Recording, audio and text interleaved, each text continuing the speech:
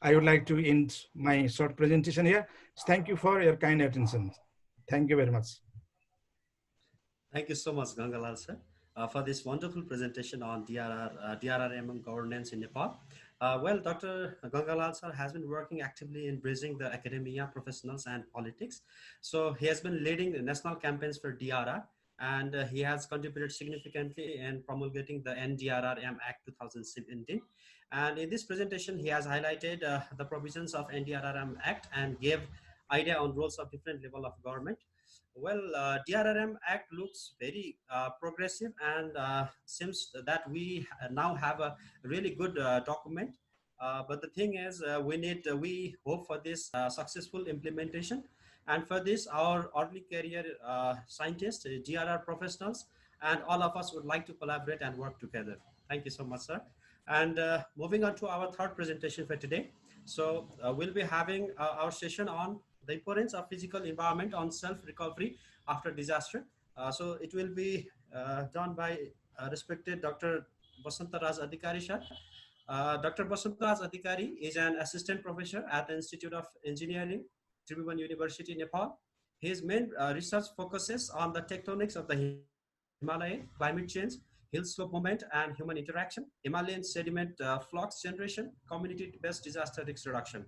He has provided technical support in many development projects in the Nepal Himalayas to control the slope movement. He is the author of more than 40 scientific papers and book chapters, and received various recognitions for his work in the field of earth science, that is, young scientists in integrated research on disaster risks and young affiliates in the World Academy of Sciences. He has been contributing to the policy documents for disaster risk reduction in planning and implementation at both the national and international levels. So his detailed information can be found in his blog, that is brdegree.com.np. So over to you, Dr. Basanta sir. Am I audible? Yes, sir. Okay. So let me share my slide. So can you end? Okay. So let me share my slide. So do you see it? Sir, it's visible. Okay. Thank you, Suraj, for inviting me for this wonderful webinar, and I'm very pleased to see lots of eminent professors and professionals, including Honorable Ministers, Dr. Ganga Tuladhar sir, and other professionals. Actually, he made my job easy because he explained a little bit about the Gorkha earthquake, and where I'm going to take an example of how we have to work together between the physical scientists and the humanitarian actors or other stakeholders together for this self-recovery and reconstruction.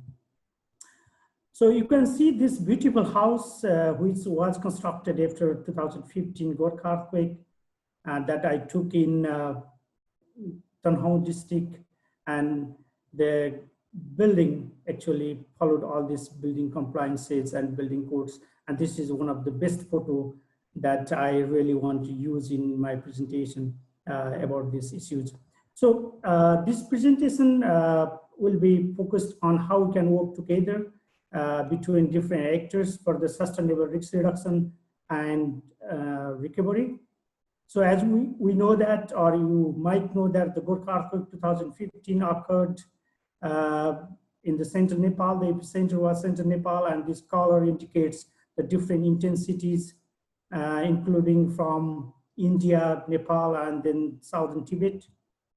And if you talk about the Nepal, you can see these severely affected districts, moderately affected districts. You can see these are the severely affected, and then moderate, and then the slight affected. So after that, the government of Nepal has done this post-disaster need assessment for the reconstruction and recovery, and started to work on different, procedures followed by established methodologies and everything.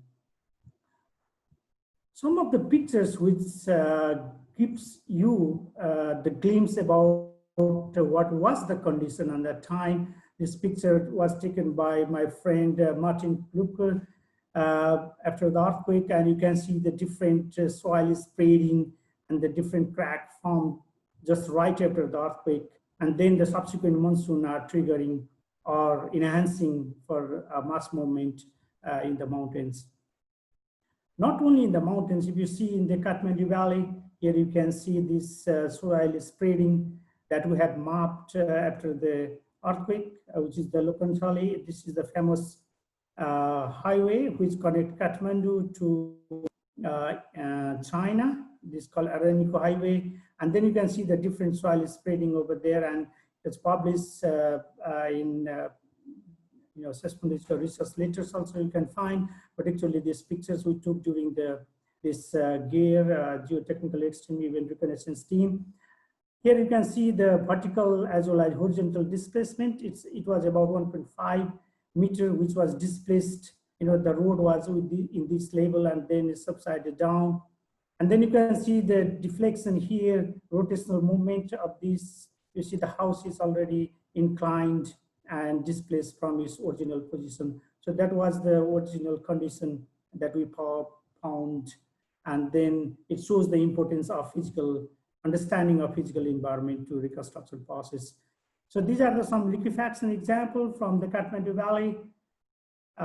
If you are working on geotechnical engineering, then you know this sand boiling that we found in Kathmandu Valley, and you see the different cracks and features on that time. I'm not going to talk about in detail this thing, but this gives you the background of why this understanding of physical environment is important. So this is this, strong discussion between whether we have to build a good structure house, for example, structural engineering, or we have to combine with the lots of ground investigation techniques during the building construction.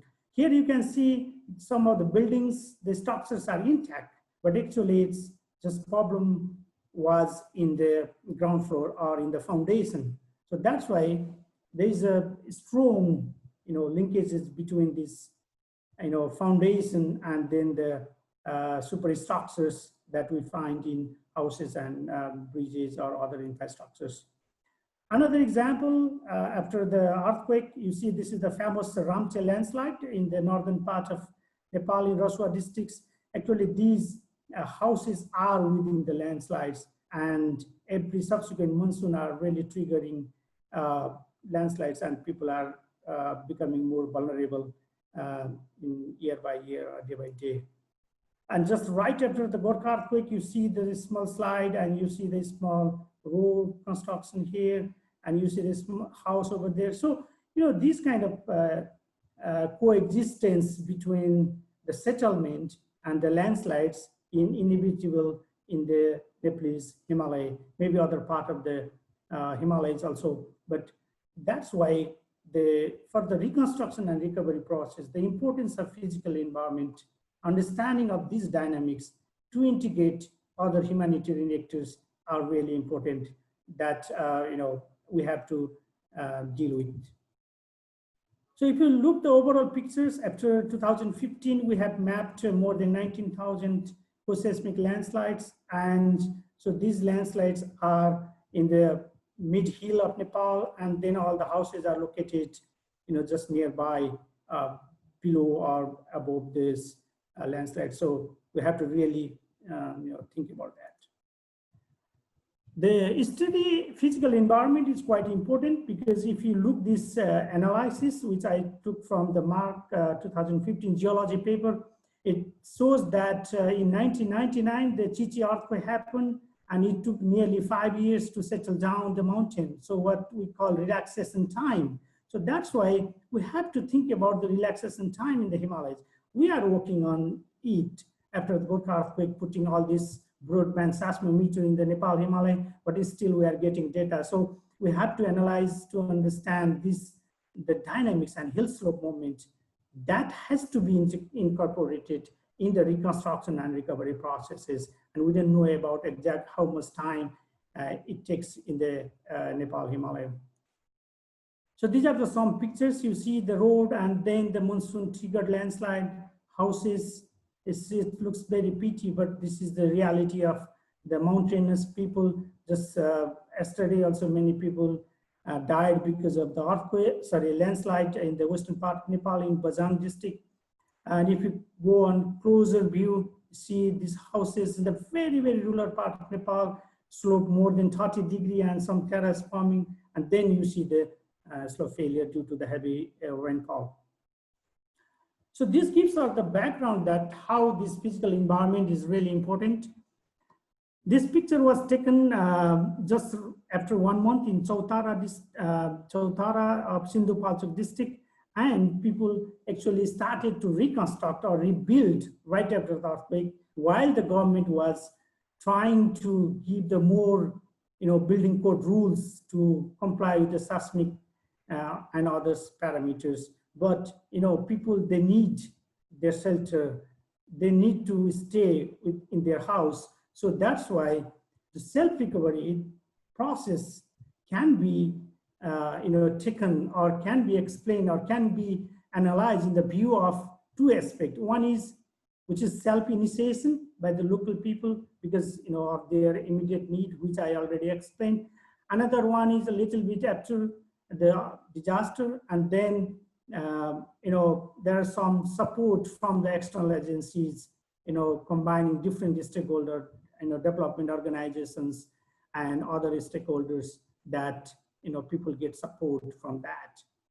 But if you think about the recovery process of these areas, and these, you can see the people are just sitting on the rubbles of the houses. So whatever the approach that we are taking, the basic concept, the affected portion of the family should be in the driving seat rather than having the particular intervention imposed from the outside. So we can discuss, whether owner-driven approach is good or donor-driven approach is good. There are pros and cons on these both aspects, but the importance of working together between the physical scientists or geographers or other scientists with the humanitarian actors or the social scientists is really important in this part.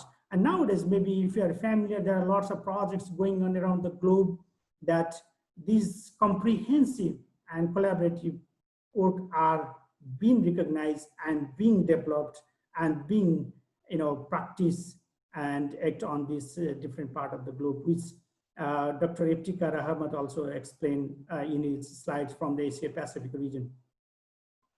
So to understand that, we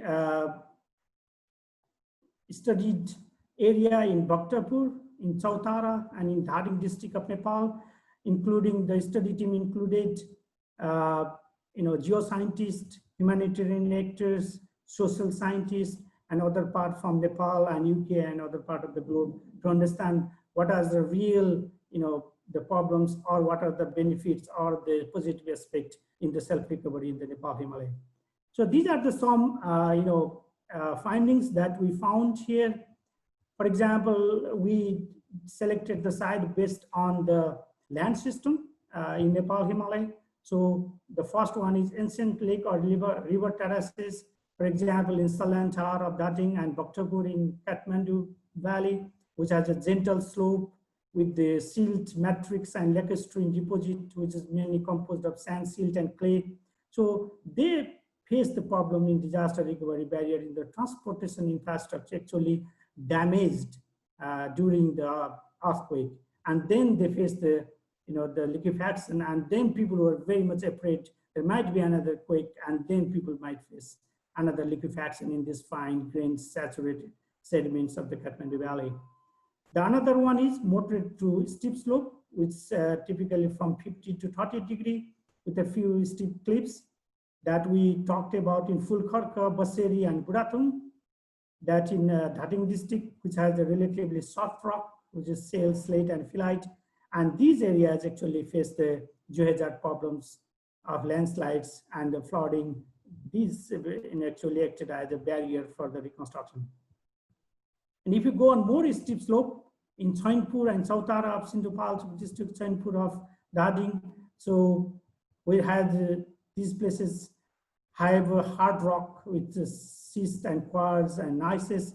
So they face the problem of large scale landslides. And another problem in the mountains is the change of the spring location. After the Gorkha earthquake, the spring location has shifted from upfield to higher altitude to the lower altitude. So people face that problem during the reconstruction.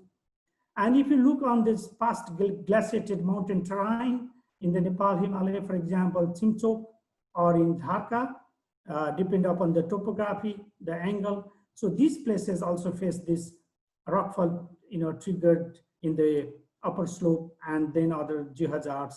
Actually, these geohazards blocked the road, and then there was no place to take all these reconstruction materials to that valley.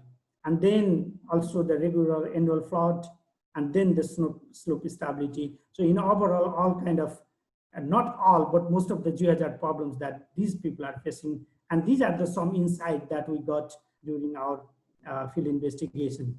And these are some reflection, the narratives from the people that we interviewed. For example, in Bhaktapur, the interview said that it was blocked with debris and mud. The road was blocked so that the tractors could not get through. And then we had to carry the bricks. So this is the bricks and cement. So this is from the Bhaktapur. And another person from the Bhaktapur also said that, you cannot build your house in the monsoon because of the foundation problem, but in the dry season, you need again the water. So there's a, seasonal fluctuation, and you need lots of, things that you have to think about. And then in the full Kharka, you can see that they still feel insecure because of the area as the earthquake and landslide risks.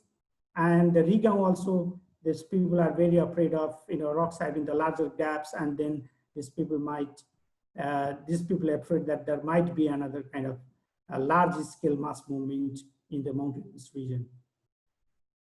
So after this, our analysis, then you can see we have developed some trajectories. So time in x-axis and development and recovery in the y-axis.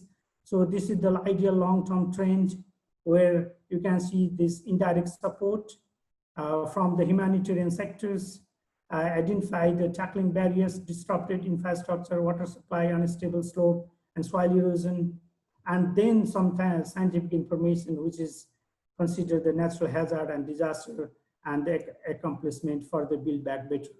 So in the Nepal Himalaya, what we observed that people experience frequent, relatively localized hazard, which we call extensive risks, and that we have to really think about.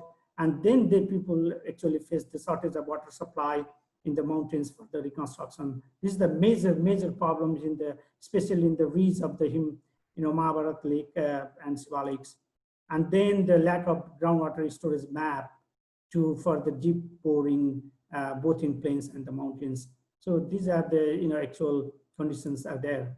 Not only that, you need scientific and technical information that enable the people how to respond to the landscape change with the potential threats. So in Nepal, we have, landslide hazard map, or earthquake hazard map, or flood hazard map in the national scale. So these are prepared in ADPC and GI in the 2011. And then we have some other scenarios also. But what we need the small scale in the local scale multi-hazard map so that the people can prepare by themselves during the reconstruction. So to explain the barrier that generally humanitarian sectors or humanitarian organizations, they have lack of geoscience expertise or physical science expertise, mostly to understand the ground condition, different landslides or the rock condition. So there's a very relatively undeveloped link between humanitarian sectors and then the geoscience. So, and also another problem is that lack of available of accessible geoscience information at the local level. So we had to work together different actors closely. And you see these different road construction and practices in Nepal, and then subsequent natural hazards destroy these roads. So sometimes geoscientists also affected by the disaster, and they cannot really give the proper advice to the humanitarian actors. But that thing we have to avoid during the self-recovery process. So in the conclusion, this main barrier to include the geoscientist information or geoscientific information in all level of policy formulation and excellent planning, and then the shortage of water supply with the limited capacity in seasonal precipitation, and there should be the strong linkage between what I already explained about humanitarian and physical science communities. And without proper consideration of physical environment, the self-recovery process will have a long-term negative impact, which I've already explained about the mountain settlement and relaxation time and the long-term understanding of mountain slope behavior in the Nepal Himalaya. So that's why we have to work together. The concerned stakeholders should work together to meet this entire framework of disaster risk reduction priorities. So these are some glimpses that I presented here. Of course, we will discuss in Q&A session if you want to know more about, but this is the paper published recently in International Journal of Disaster Risk Reduction, and you can just go to this link and you can just search and understand more in depth in Nepal. I just presented in Nepal, but there are some examples from Philippines also. So we need a better future, better environment like this, where you can see the beautiful mountains in the Himalayas with this paddy fields and other beautiful agriculture pattern in the beautiful Nepal to work together. Let's work together. Thank you very much. Thank you so much, Dr. Basanta sir. It was really interesting to hear you, and especially it was really good to see about the self-recovery aspects, that is through the self-initiation and support through the external agencies, the dynamics behind this, and also the barriers on the reconstruction and different issues. So the session was technical with number of case studies.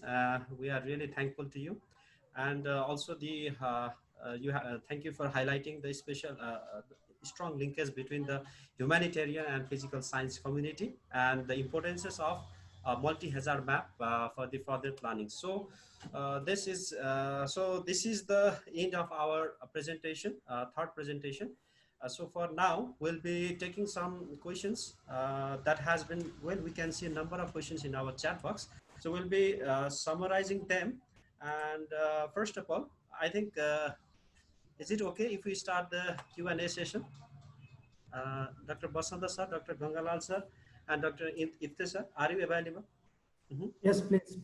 Yes, we're all here. Thank you very much. Okay. So thank you once again for this wonderful presentation. So I would like to start the Q&A session. So if anybody is interested to give a question verbally, they can click on the raise hand option provided in the Zoom. And we'll also be taking some queries from our Facebook Live and also from the chat box. So I would like to start with the general questions, at the beginning. So the question is, while thinking of disaster risk reduction and management, there comes the consideration of human attitude and behavior to risk perception, response, and recovery. In developing countries, this domain is yet to be recognized. Please share how this domain can be integrated in DRRM in the context of developing countries. This has been asked by Meena Adhikari, madam. Yes, sir. Gangalal, sir. Professor Iftekhar? Yes, Ahmed? no, please, you first. Okay. Dr. Meena Adhikari, thank you very much for asking this very important questions regarding disaster management practices in Nepal. Regarding the human behavior, just you have mentioned that there is still the problem regarding the preparedness, response, recovery, rehabilitation, and reconstruction phase as well. I mean the pre-disaster, pre-disaster, during disaster, the after disaster. All these three phases, the people perception is not changed at all. Even right now, after the the enactment of this new act, according to the previous one, that is Natural Calamity Act 1982, it is specially focused in the response and especially depend on the God.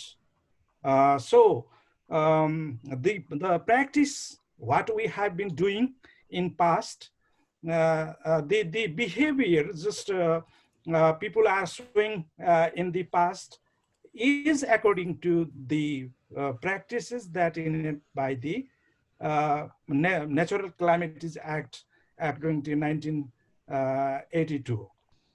This is our fate. It depends on the God, and it is the blessing of the God. If God wants to leave us, we will live. If God doesn't want to leave us, then we will die. How it happens? Act as well.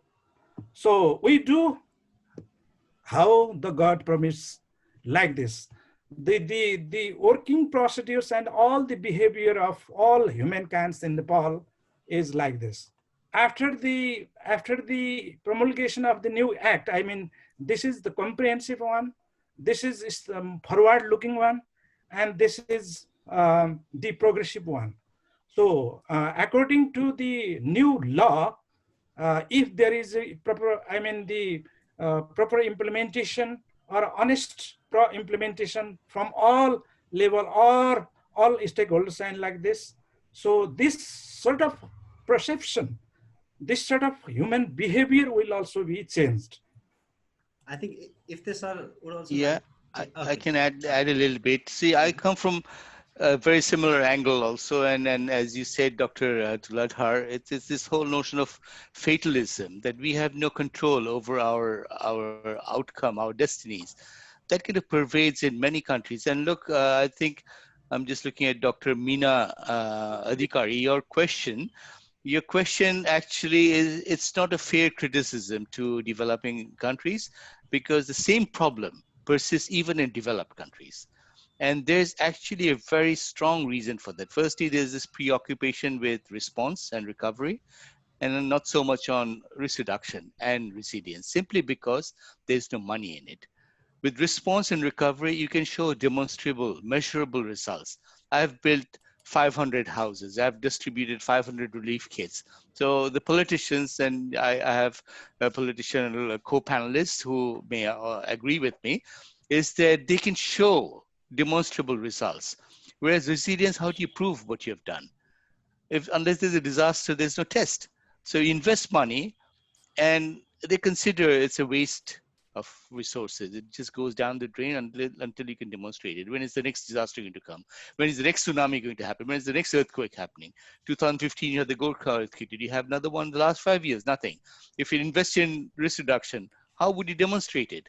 So that is the basic bottleneck, why there is no allocation at the governance level for disaster risk reduction.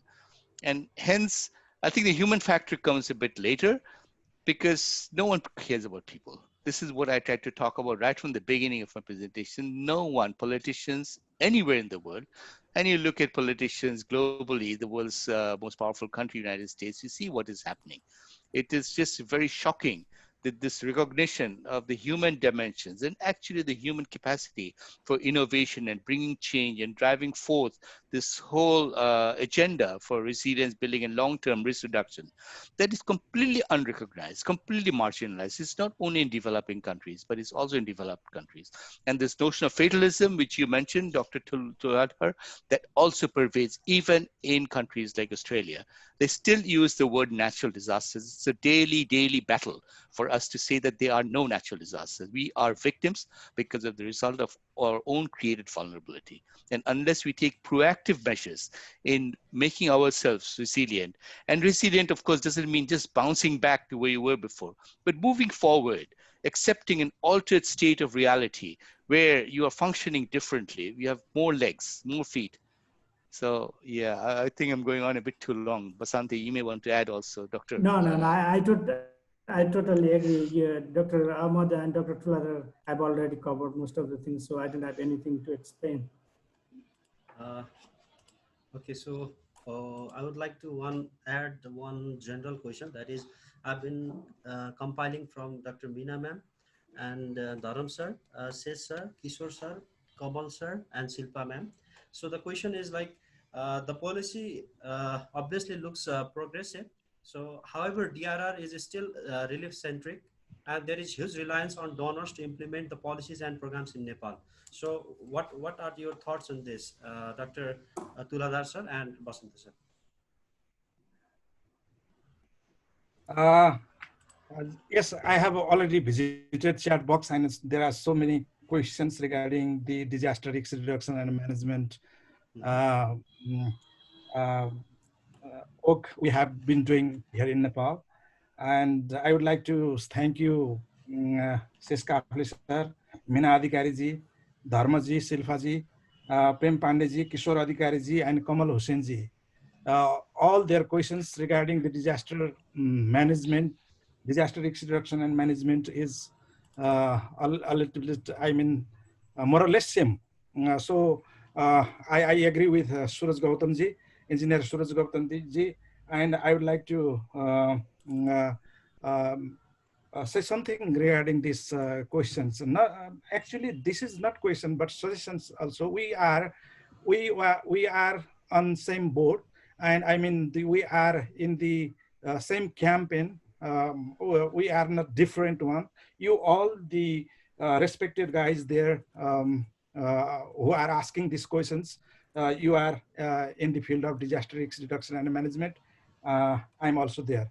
The difference is you are the professional one, you are the academic one, you fully devoted, I mean the devote in this field. But from my perspective, I am a politician. I already mentioned it.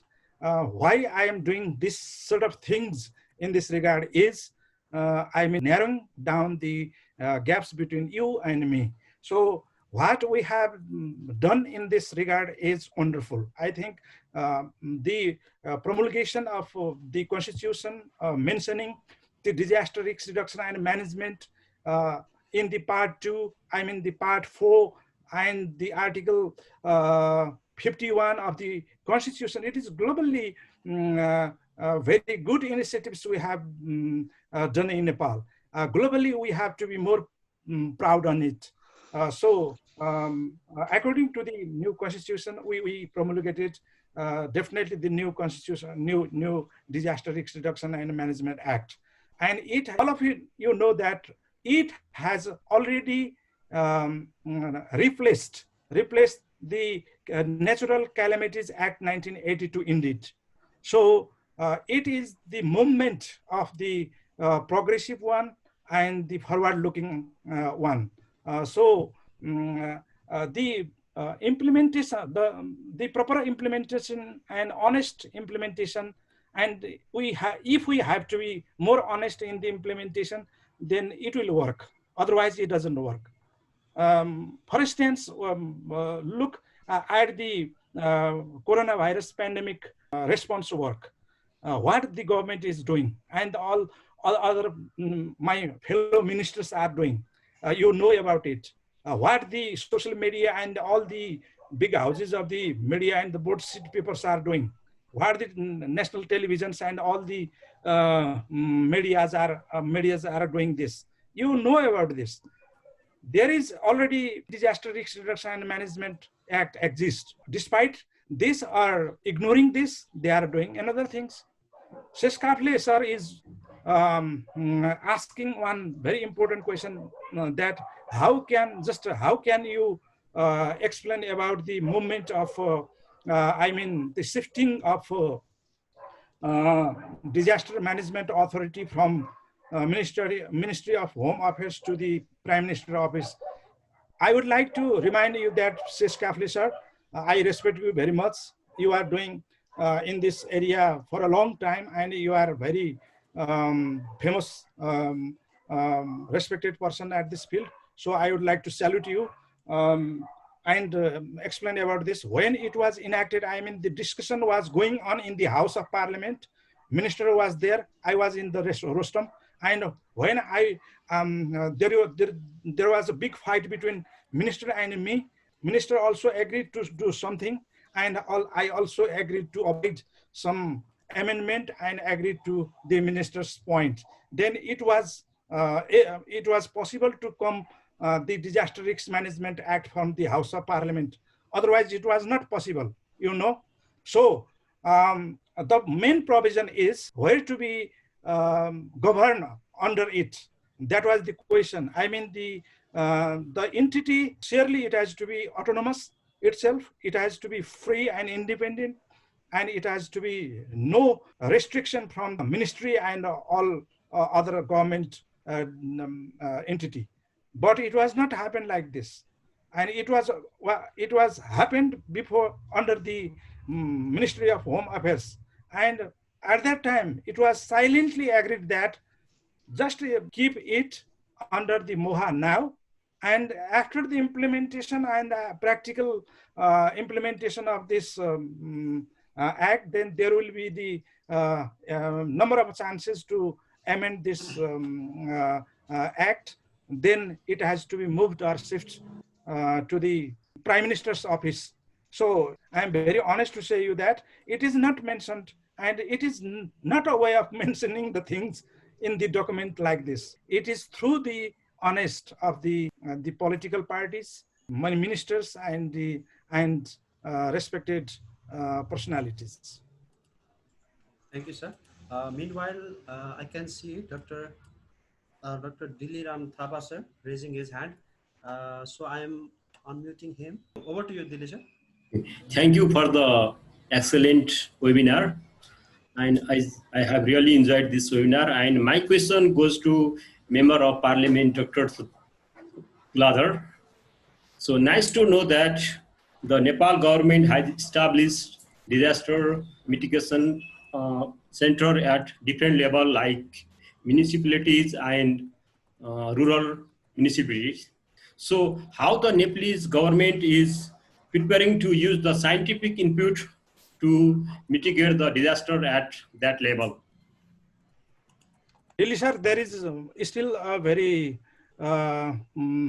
big problem between scientists and the politicians here in Nepal. Not only in Nepal, Professor Ahmed is agreed to me, and in so-called developed countries, there are also the problem of faith on the scientists as well. So I am fighting that all the politicians and policymakers should understand who the scientists are, should know who the scientists are, should listen who scientists are there and what they are saying. So it has to be evidence-based policy making practices in Nepal. We don't have like this.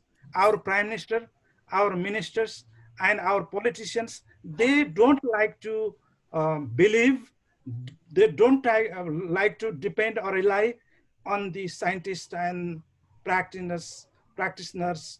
They have been doing for a long time, and they have the very good experiences as well. But I am fighting, and I am not alone right now. We have the campaign for disaster risk reduction, that is National Campaign for Disaster Risk Reduction. There are many member of parliament and current member of parliaments who are sitting members of parliament still in the house, and who are the members of parliament previously and currently and current and former ministers and all the political parties. And we have already provision that the political party need to run their disaster management wing in their political party through the political party rank and file as well. So it is very, very important things you have raised. Thank you very much. Thank you, sir. We are running out of time. I think we need to make it short and sweet. One interesting question from Abhishek Shrestha to maybe to Dr. Basanta. What do you think should be done to minimize the gaps between a geoscientist and a personnel involved in humanitarian sector? I think it's a common question. Yeah. Thank you, Mr. Gautam. So actually, for the question raised by other colleagues and participants also, that after this NDMA Act 2017, the government is really doing some progress compared to in our past decades, and different individual organizations, for example, in the flood, in the landslide, in the mining, and in other sectors, for example, Department of Mines and Geology or Irrigation Department, they are, doing their own work in preparing different hazard map.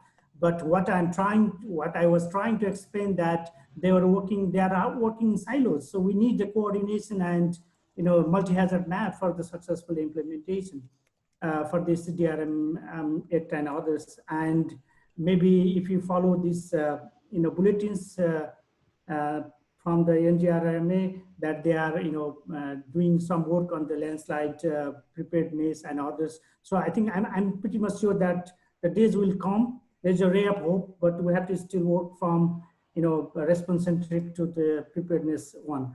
But for the regarding to the Abhishek Z question, of course, this is the very important point I wanted to explain in my presentation. The time was short, but what we can do is say it's co-designing the project, co-development, or understanding the others. If you go the physical scientists, the humanitarian actors, and social scientists together, then you can understand and to look each other's view, so that you can define your little bit different way the methodology to meet the common goals or the common objectives. Nowadays, what we can see that physical scientists are working in silos and social scientists are working, and they don't understand each other. They never talk each other.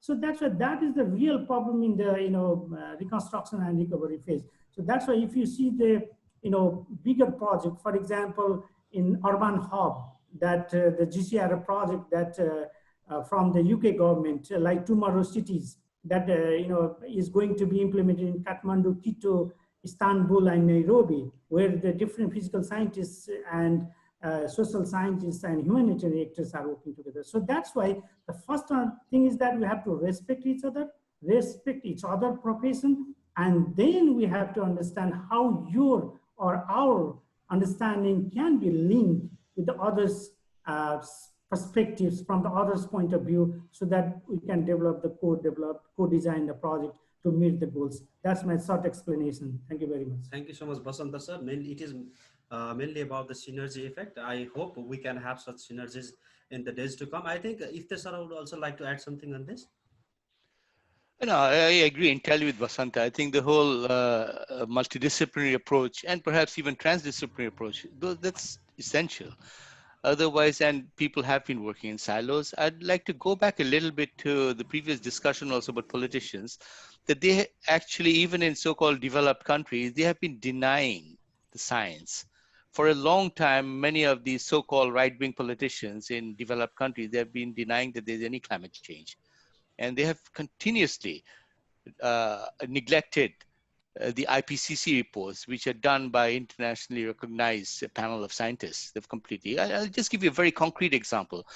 Many of you may have heard of the Great Barrier Reef in Australia, which is one of the most important marine ecosystems in the world. And this has been going through bleaching, excessive bleaching of the coral reefs because of acidity caused by climate change. And now they're saying the scientists have been doing extensive longitudinal studies, and they found out that the reefs have been bleached up to 50%, irreversibly bleached. And yet, when you go to political discourse, they're just denying it. They're saying that there's just a little bit, it'll be fine. So there's this, the other agenda with politicians is that they don't want to create panic. And sometimes the science is telling us that we need to do things very urgently. We are losing species on the planet on a regular basis. We're destroying our ecosystem. We are disrupting the planet in such a way that we won't be able to live here for very long. This is the truth, this is the reality. But once the politicians accept it and they communicate that to the general public, then there's alarm and there's fear and there's panic. And so it's a vicious circle, really. And I don't really have the answers for you. I think the science is important to recognize and building bridges, as Basanta said, between different disciplines to understand why people deny science and how we can make science more acceptable, palatable through the social science domain. Yeah, Okay, big thank questions. you, sir. We're getting a lot of questions. I think it's really interesting, but but we are running out of time. So maybe I will take one more question from the Facebook Live. Okay, so Suman Sapagai ji has said, my question to respected Dr. Gangalal Tuladhar sir, how can a local government adapt a DRRM Act and involve local youths in the disaster risk reduction, preparedness, and response. So yeah, maybe it's about engaging youth and young professionals into the national movement. Over to you, Gangalal sir. As far as I understood your question, I would like to, I would try to explain something more about this.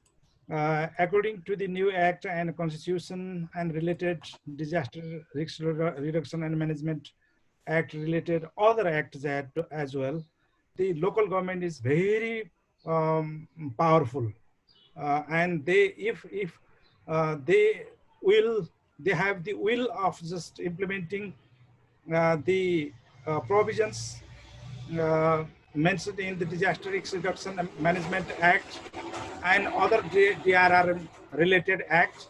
They can do a lot of things. And regarding the disaster risk management, the disaster risk management is the preparedness management, response planning, response management, rehabilitation, recovery, and reconstruction planning and management as well. So they have the sole responsibility doing all these things in their own capacity in the local level. 753 local government are very much powerful for implementing this. Beside this, there are 6,743 ward level disaster risk reduction and management committees too. So if they are willing to do all the things, they could do more. Regarding the fund, they are very much rich on the local fund as well. In the all local entity, they have funds. They have own fund for the disaster risk reduction and management. Look at the district level fund. All the district level, I mean the 77 districts have their own fund. All they have the very good uh, disaster management fund in their own level.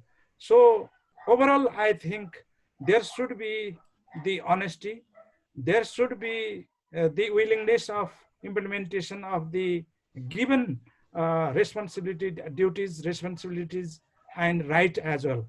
So um, uh, before we didn't have the constitution, policies, laws, and strategic planning as well. But now we have everything. We have everything. We have fund. We have emergency operation centers as well. We have committees. We have responsibilities, and we have the power. So if they are willing to do all the things, they can do this. Regarding the, I mean, the mobilization of the youths and so on. So all the political parties related act is there, already there, and the provision is there. Every political parties in the central level, they have to have the central level wing for just observing and oversight and monitoring regarding disaster management activities in all level, I mean provincial level and in the all local level. Like mobilization of volunteers and all that things, it has to be done. I mean, they have to do all the things very honestly and compulsorily. All the political parties, for their responsibility, duties, and right, according to that, they have to do all the things. Okay, thank you so much, sir. I would also like to quickly pass this question to, like, we have Dr. Basanta from Tribhuvan University and Bhutiraj sir, who was a former dean of Pokhara University, and also Iftekhar sir, who is from Newcastle University. So how do you think that we could engage the youth and young professional in this movement? Over to you, Iftekhar sir. I think the youth and the young people, they are our future. And I think there's already something quite encouraging how the youth are taking things into their hands globally. I don't know if you have heard recently that there had been massive climate change related rallies by youth, school children.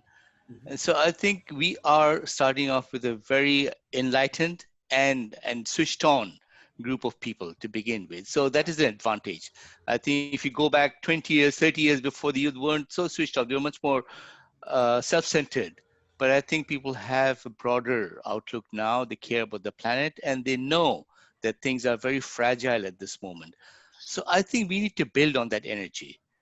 That is the thing, that we have to see which direction they are going. And instead of, and again, going back to what Basanta said, it's co-design, working with people, making their policies, designing according to what people believe in, what they think in, what they need, not what you think what they should be doing.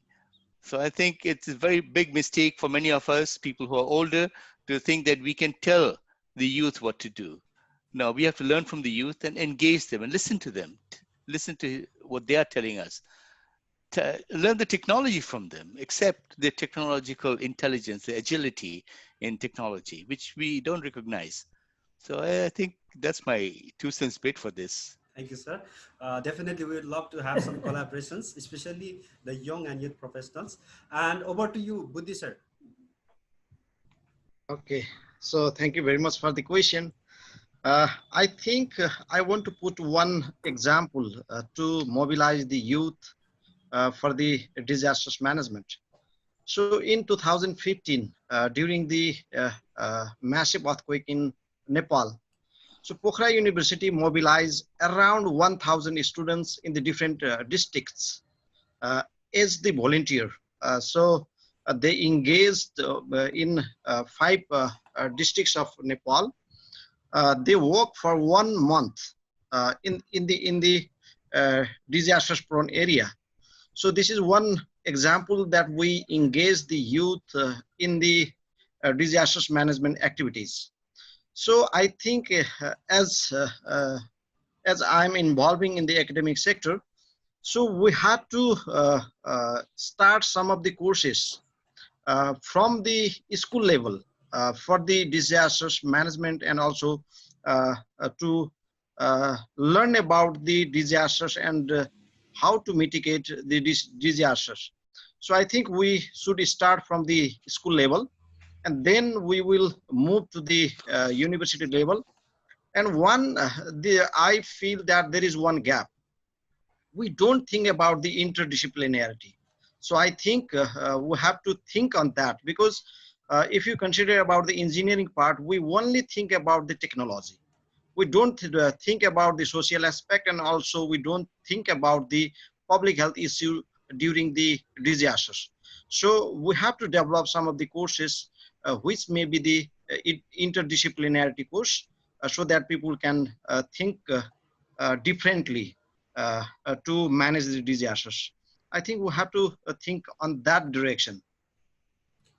Definitely, sir. We would love to collaborate with Pokhara University on further activities that can be done through our students and the professionals. And I would also like to request to Dr. Basanta to also represent Tribhuvan University. Over to you, sir. Thank you, Suraj. Wonderful. I think Buddhi sir and Ifte have already explained that thing. But what I want to mention or explain a little bit. For example, Pokhara University has already started this disaster and public health master's course, and the Tribhuvan University has already this master's in disaster risk management, which is multidisciplinary. People can come from a different discipline to work on.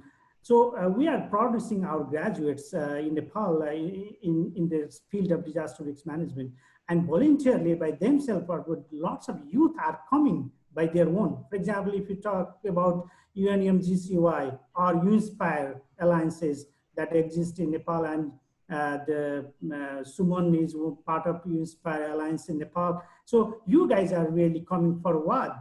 So we professionals from the academic sector have to train our graduates to work in the community, to work with the community in terms of their understanding what they need. And then you have to transform your scientific knowledge to the community level. So that's why I strongly tell you now, without the involvement of the youth in the DRR process or in DRM process, it will be a great mistake for the sustainable recovery, because youth are our future as Dr. Iftekhar already explained. So that's why we need to involve, and we are involving our young graduates from the Taiwan University in different programs, projects that maybe many of you, if you work with the close with the Institute of Engineering, which I represent, we always involve our youth for the different research projects and different development projects. So that's how we have to integrate our youth for their benefit and for the benefit of the national development. Okay, thank you so much, sir. I think this is how we're gonna go ahead. The perfect answer is the collaborations and synergy. So we all are looking forward to it. I'm really sorry that I couldn't take all of the questions. We are getting quite a number of healthy questions, which are of course really important to like discuss because it's gonna bring out some more positives from it. So maybe I think. I'll take just last but not the least, a very important question ended. We were in relief-driven approach, and there has been paradigm shift, and we are now focusing more towards the preparedness stuff. But the thing is, we are still guided. Dharang Upreti sir and Pankaj Adhikari sir has mentioned about the system, early warning system things, and also about the like why are we lagging in the preparedness despite knowing the fact that preparedness is the most yeah, so this is the question. So a very short answer on this from our speakers. Can I in- go first? Can I go very quickly? I think I've already mentioned that there's no money for it. It's simply because you cannot demonstrate what you're doing with that money. Whereas with response recovery, you can show what you have done. This is the basic problem. And this is not only in developing countries, in developed countries as well. They're very good in response, but not so good in building resilience and risk reduction together with preparedness. So that is the basic issue, very short one. Thank you, sir. Vasan sir. Yeah, of course, we need to integrate this early warning system in different multi-hazard early warning system in our development process. And yeah, still we are not able to do that, but I'm sure that this new act and the willingness of the politicians, administrative people, and the technical people will go hand in hand and to make a better future. Thank you very much. Thank you, sir. Ganga sir. Mhm. Uh, Thank you. I agree with Professor Ahmed and Professor Basanta sir. They have already mentioned in a very good way. So I don't have anything to add more about this, but Dharmaji has mentioned that if we invest 100 rupees or $100 for the preparedness, then we can save 700 or 700 rupees or dollar in the response or rehabilitation recovery phases. Yes, you are correct, and we all agree on this. But every time it is very difficult task. But everyone knows about prevention is better than care, but does not about the prevention is always better than care. So the COVID-19 and this type of things has already taught us that prevention is always better than care. So we activists, I mean the campaigner in the field of disaster risk reduction and management, we have to understand these things, and we have to more focused on preparedness, especially the early warning phases and all of these things. For instance, the monsoon preparedness, early warning is needed, and in other disaster risk reduction and management field, there are also other type of early warning system. So we have to implement all these things, which is technology based and which is science based. Thank you. Thank you so much. Thank you, Dr. Iftekhar Ahmed, sir, from University of Newcastle, Australia. Dr. Gangalal Tuladhar, sir, former Education Minister of Nepal. Dr. Basanta Raj Adhikari, sir, from Institute of Engineering, Taiwan University. So it was really good hearing with you, and also we are very happy to have some good interactions and healthy interactions. So without much further delay, I would like to request Buddhiraj Joshi sir to have a closing remarks and end this session. Thank you. Over to you, Buddhi sir. Okay, thank you, Suraj bhai. I think the presentation is very nice. So I would like to thank to the organizer, the Institute of Himalayan Risk Reduction and SES Pokhara University for organizing this webinar. And also I would like to thank to the presenters, Dr. Ahmed, Dr. Manandar and Dr. Adhikari to provide the brief introduction and the brief initiative taken by different stakeholders on DRR.